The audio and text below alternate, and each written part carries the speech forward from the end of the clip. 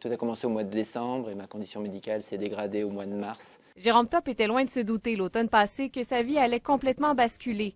Son cœur ne fonctionne plus, il a besoin d'une transplantation. C'est juste l'électricité dans le cœur qui fonctionne pas bien.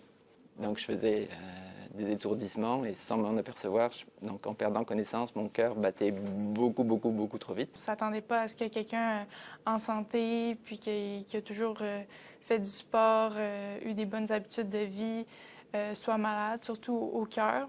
C'est donc en pleine pandémie qu'il a commencé les démarches pour la transplantation.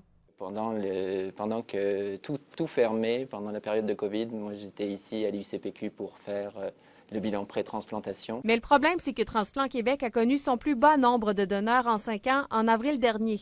Encore aujourd'hui, la situation n'est pas de retour à la normale.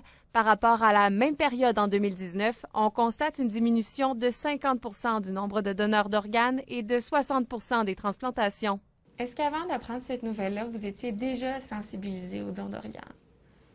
Oui, mais pas du tout de la même façon. Ça a complètement changé la vision de celle du futur receveur, mais de l'image du donneur aussi.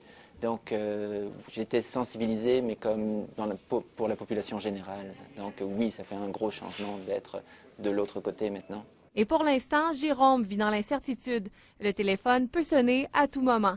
J'ai hâte d'avoir cet appel-là, puis hâte de vivre l'excitation de me rendre à l'hôpital. Aujourd'hui, c'est le destin de 800 patients, dont plus d'une vingtaine d'enfants, qui dépendent des futurs donneurs d'organes, d'où l'importance de la sensibilisation. Je pense qu'il ne faut vraiment pas hésiter, puis signer la carte, c'est certain. Ça change des vies? J'espère que ça va changer ma vie, oui. Pascal Robitaille, TVA Nouvelles, à Québec.